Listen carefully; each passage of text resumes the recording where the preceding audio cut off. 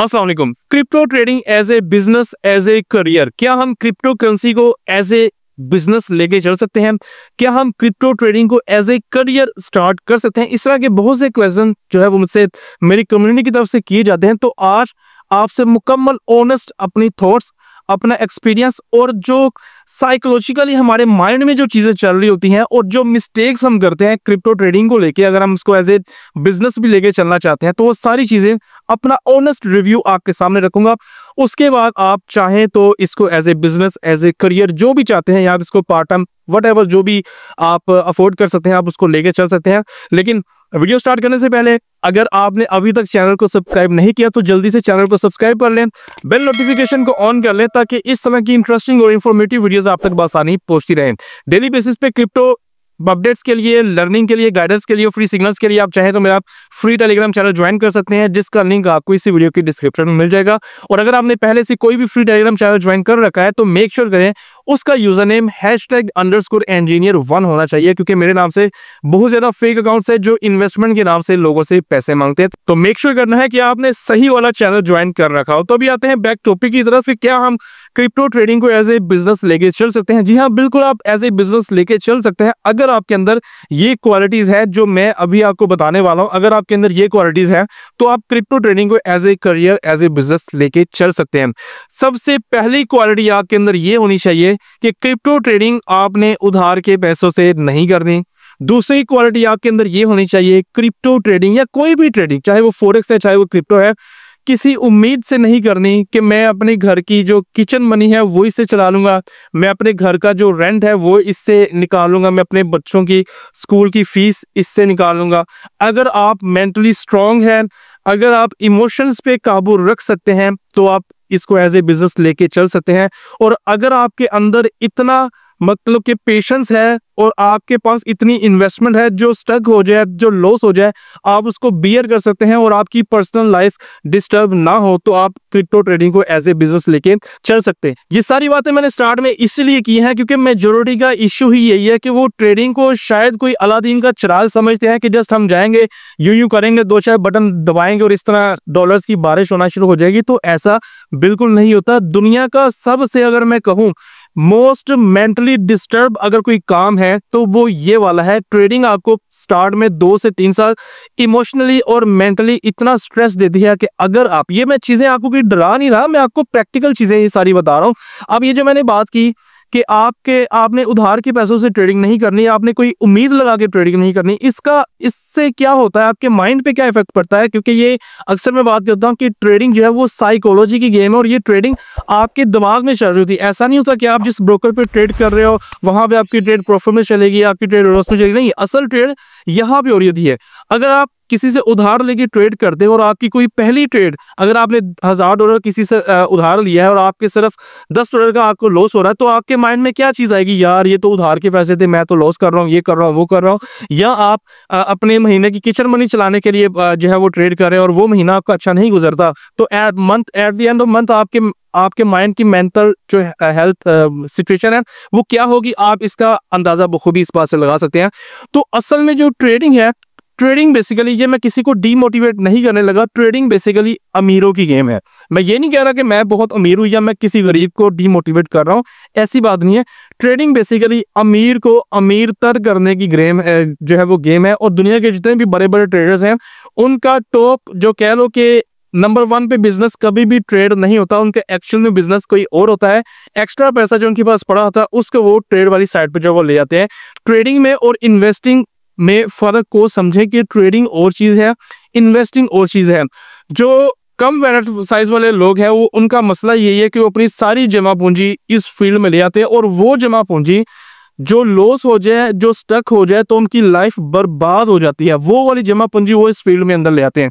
अगर आपने ट्रेडिंग को as a career, as a business लेके चलना है, बेशक आप कोई जॉब करते हैं, बेशक आपका कोई अपना बिजनेस है, आप कोई रेडी लगाते हैं, वट कुछ भी करते हैं, तो वो बिजनेस आपका टॉप प्रायोरिटी भी होना चाहिए। ट्रेडिंग आपकी सेकंड नंबर पे ऑप्शन होनी चाहिए। बेशक आप बहुत अच्छे ट्रेडर हैं, आपके प्रॉफिट भी बन रहे हैं, लेकिन आपने ट्रेडिंग को कभी भी अपनी किचन मनी के साथ रिलेट नहीं करना। ट्रेडिंग से आपने कभी कोई उम्मीद नहीं लगानी। जो आपका एक्चुअल बिजनेस है, किचन मनी आपकी वहां से निकलनी चाहिए। इससे होगा क्या, इससे आप मेंटली जो है वो रिलैक्स रहेंगे। दुनिया के जितने भी बड़े बड़े ट्रेडर्स हैं या दुनिया के जो भी बिजनेसमैन होते हैं, जब उनका बिजनेस ग्रो करना शुरू हो जाए, जब उनको प्रॉफिट्स आना शुरू हो जाए, तो वो सबसे पहले क्या काम करते हैं। अब इसमें मैं सबसे बड़ी एग्जांपल शाहिद उमर की लेता हूं, जो उसकी बात मेरे माइंड में क्लिक कर गई कि पैसिव इनकम का होना बहुत जरूरी है। आप प्रॉफिट कर रहे हो, प्रॉपर्टी बाय करो। प्रॉफिट कर रहे हो, कोई ऐसी प्रॉपर्टी बाय करो या कोई ऐसा सोर्स ऑफ इनकम बाय करो जिससे आपको मंथली कुछ ना कुछ जो है वो आना स्टार्ट हो जाए। आई नो कि मैं ये बहुत बड़ी बड़ी बात कर रहा हूँ, स्टार्ट में ये सारी चीजें पॉसिबल नहीं होती, और कोई ऐसा शख्स जिसकी सारी जमा पूंजी ही $100 हो, उसके लिए ये सारी चीजें हजम करना मुश्किल हुआ है। लेकिन मैं अगेन स्टार्ट में मैंने आपको बता दिया था कि मैं किसी को डीमोटिवेट नहीं कर रहा, मैं सिर्फ आपको एक रियलिटी बता रहा हूँ। अब यहाँ पे हम वैलेट को भी समझते हैं कि वैलेट साइज से आपके माइंड पे क्या इफेक्ट पड़ता है। आई नो कि ये टॉपिक थोड़ा सा हट गया, लेकिन इसको आप एज ए बिजनेस में रिलेट में करके दिखाऊंगा कि दो लोग, लेट्स सपोज एक बंदे का वैलेट साइज जो है वो $1000 का है या $10,000 का। मैं बड़े वैलेट की मिसाल देता हूँ। एक बंदे का वैलेट साइज जो है वो $10,000 का है, और वो $10,000 उसकी वो अमाउंट है कि जो लॉस हो जाए, जो स्टक हो जाए, जो स्टॉप लॉसेस हिट हो जाए, उसकी पर्सनल लाइफ पे किसी भी किस्म का कोई इफेक्ट नहीं पड़ेगा। वो बंदा मेंटली रिलैक्स रहेगा। उसकी दिमागी हालत कुछ और होगी, उसका साइकोलॉजिकल प्रेशर कुछ और होगा। वो ट्रेड्स को आसानी से बियर कर लेगा और वो अगली किसी ट्रेड में अपना लॉस भी रिकवर कर सकता है। क्यों? क्योंकि वो मेंटली रिलैक्स है। लेकिन दूसरी साइड पे एक ऐसा बंदा है जिसके कुल जमा पूंजी ही $100 है। अब आप खुद बताएं उसके माइंड का या उसकी मेंटल हेल्थ कैसी होगी। अगर उसकी कोई ट्रेड $2 का लॉस भी करेगी तो उसकी टांगें कांपेंगी। क्यों? क्योंकि उसकी तो जमा पूंजी ही $100 है, इसके अलावा तो उसके पास है ही कुछ नहीं है। तो पहली बात ये कि ट्रेडिंग है वो इन्वेस्टमेंट की गेम है। आपके पास जितनी ज्यादा अच्छी इन्वेस्टमेंट होगी, आप उतना इजी होके खेल सकेंगे। लेकिन बात वहीं पे आ जाती है कि इन्वेस्टमेंट भी वो वाली जिसके स्टक होने से, जिसके लॉस होने से आपकी पर्सनल लाइफ डिस्टर्ब नहीं होनी चाहिए। अगर आप जॉब करते हैं, मैं आप लोगों को ये भी चीज बता देता हूं, अगर आप जॉब करते हैं तो अपनी पर्सनल सेविंग्स में से जो है वो कुछ ना कुछ अपने अकाउंट में डिपॉजिट करते जाएं। अपना एक अच्छा वैलेट साइज जो है वो इंक्रीज करें। और छोटी छोटी ट्रेड्स है, हमारा मसला ये भी है कि जब हम ट्रेड करते हैं तो हमें एक ही दम में जो है एक ही रात में एलॉन मस्क बनना है। और ये मेंटालिटी जो है वो आप लोगों को कभी भी ये मेंटालिटी आपको ट्रेडिंग की दुनिया में कामयाब नहीं होने देगी। तो ट्रेडिंग की दुनिया में अगर आपने कामयाब होना है, एज ए बिजनेस को लेकर चलना है, डिसिप्लिन बहुत जरूरी है। और बिजनेस में भाई एक चीज बहुत जरूरी है, बिजनेसमैन हमेशा अपने प्रॉफिट एंड लॉस को परसेंटेज में कैलकुलेट करता है। तो आपने भी अपने लॉस को और अपने प्रॉफिट को परसेंटेज में कैलकुलेट करना है। और परसेंटेज में एक एग्जांपल आपको देता हूं। लेट्स सपोज आपका वैलेट साइज $100 का है, आप ये कहते हैं कि जी मैंने महीने का $500 बनाना है। इसका मतलब यह है कि आप मंथली 500% की बात कर रहे हैं। आप मंथली अपने वैलेट को 5x करना चाहते हैं। और मैक्सिमम लोगों की मेंटालिटी भी यही होती है।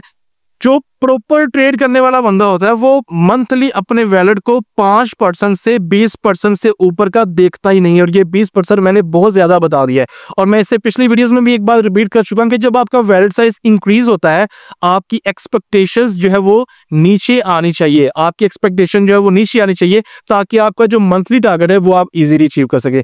तो ये जितनी भी आपको मैंने खूबियां खामियां बताई हैं, अगर आप इनके ऊपर ग्रिप कर सकते हैं तो भाई ट्रेडिंग को आप एज ए बिजनेस कर सकते हैं।